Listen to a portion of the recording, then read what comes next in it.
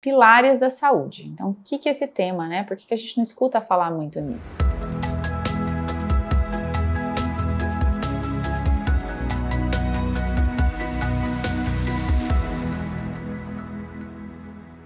Bom, eu trouxe aqui um documento que a gente tem um centro que estuda bastante o desenvolvimento infantil lá na Universidade de Harvard. E eles publicam, né, vários estudos nesse sentido. Eu vou ler para vocês aqui uma frase bem impactante desse documento que a gente vai estudar aqui. A saúde nos primeiros anos, na verdade, começando com a saúde da futura mãe, antes que ela se torne grávida, estabelece as bases para uma vida inteira de bem-estar. Bom, tem tudo a ver com esse curso, né? Então a gente viu lá o preparo para a gestação, como ele é importante, como ele vai impactar no futuro daquela criança.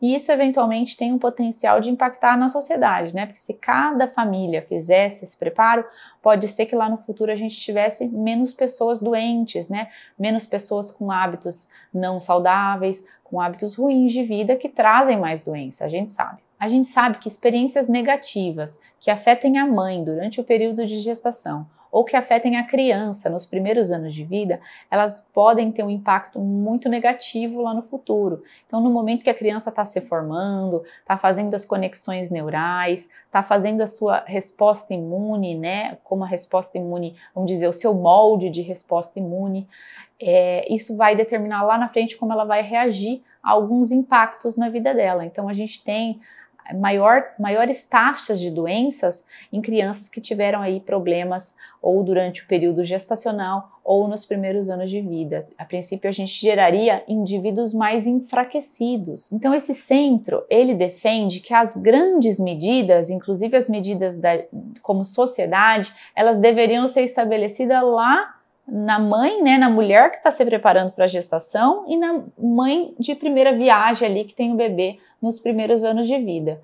E tem até um gráfico legal que a gente traz aqui, que a gente vê o custo, né, e o tanto de esforço que a gente precisa fazer quando a gente vai atuar já na doença estabelecida e como seria mais barato e mais fácil se a gente atuasse nesses primeiros anos. Então, vamos dizer que no momento a gente não tem assim um comportamento muito inteligente como sociedade, né? Pensando em como que as medidas de saúde pública são organizadas.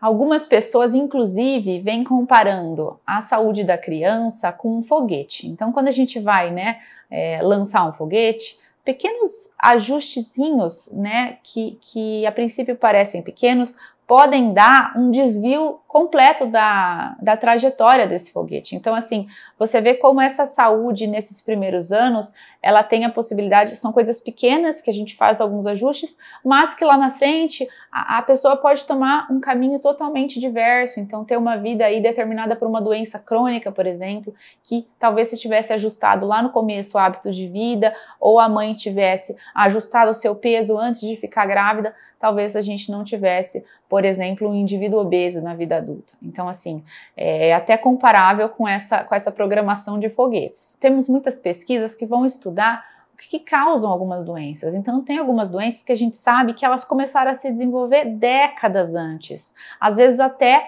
tem a ver com o período intrauterino. Por exemplo, a gente tem que crianças que tiveram aí a dificuldade de se nutrir durante a gestação, então por algum motivo a mãe teve uma placenta que foi insuficiente em passar os nutrientes para essa criança. Essa criança, então, vai entender o corpinho dela lá no momento da gestação que tudo que entrar para ela vai armazenar, porque ela está vivendo numa situação de restrição de nutrientes. E vai nascer um bebê pequeno, né, com baixo peso gestacional. Temos estudos que veem como que vai ser a vida desse indivíduo que nasceu com baixo peso gestacional e vê que muitos lá na frente desenvolvem obesidade. Então, olha como um fator materno no momento da gestação tem a capacidade de impactar essa criança. Depois que ela nasceu, ela teve nutrição, ela teve amamentação, ela teve alimento.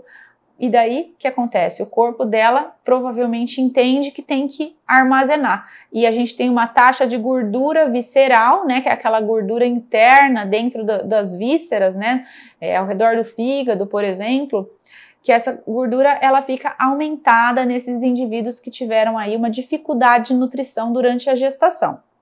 Outra coisa que a gente tem bem comprovado São bebês que têm problemas respiratórios, doenças crônicas já no nascimento ou que foram expostos ao tabagismo passivo.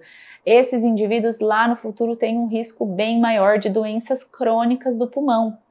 Tá? Então isso também já está bem comprovado. Olha o efeito aí aparecendo depois de muitos e muitos anos. Então como que esses efeitos podem lá na frente gerar aí problemas de saúde? Bom, são duas principais formas. A primeira delas é a exposição ao estresse crônico. O que é o estresse crônico? A gente tem uma resposta normal, hormonal inclusive, e fisiológica, né, de resposta ao estresse. Então, vamos se imaginar numa situação que a gente está na nossa casa e a gente escuta um barulho. Acho que é um ladrão. O que acontece no nosso corpo? Aumenta a frequência cardíaca, a gente fica mais alerta, a pupila dilata, então a gente fica pronto para luta e fuga, né? Libera o cortisol, a gente vai ver na aula de sono, né? Esse mecanismo do cortisol, como que funciona. Então a gente fica alerta. Aí, vamos supor que a gente foi lá fora, viu, não, era só um gato que pulou, não é um ladrão. Nossa frequência cardíaca cai, a gente fica mais tranquilo. Isso é uma resposta normal ao estresse, resposta fisiológica. As crianças apresentam também essa resposta. Quando elas estão expostas em situações adversas, que vai ser o normal da vida, então tomar uma queda, bater aí a cabeça, enfim, coisas, né, que acontecem, situações que não são agradáveis, mas que são dentro de um estresse normal, e elas recebem o apoio, né, o suporte de um adulto ali que está emocionalmente disponível para consolá-las, elas conseguem se regular, então elas vão modulando esse estresse.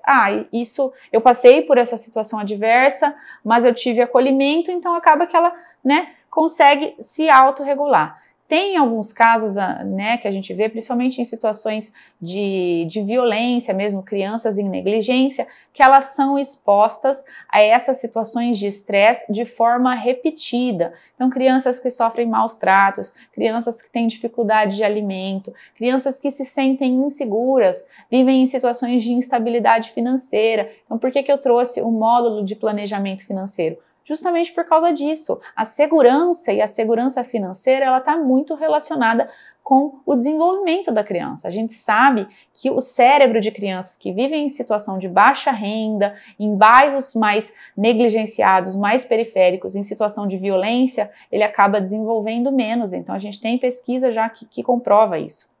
Tá? Então o planejamento financeiro também é muito importante para dar saúde para sua criança. Bom, mas voltando, crianças que estão nessa situação de vulnerabilidade, nesse estresse constante, e isso já na primeira infância, e provavelmente já a mãe que sentia isso na barriga, elas vão ter uma resposta alterada. Então o corpo delas possivelmente vai entender como se viver no estresse fosse o jeito normal de viver. Então, aquilo lá para ela não vai ser uma coisa que não vai ser uma reação que ela vai ter no momento de estresse. Ela vai ser assim, ela vai ter o cortisol já mais alto, ela vai viver em estado de alerta. E isso vai determinar o comportamento dela lá na frente. Vamos supor que essa criança que vive em situação de vulnerabilidade, depois de um certo tempo, ela cresce, sai desse meio ruim, e vai morar num lugar seguro. Ela vai continuar tendo essa resposta ao estresse, esse estresse crônico. E esse estresse crônico,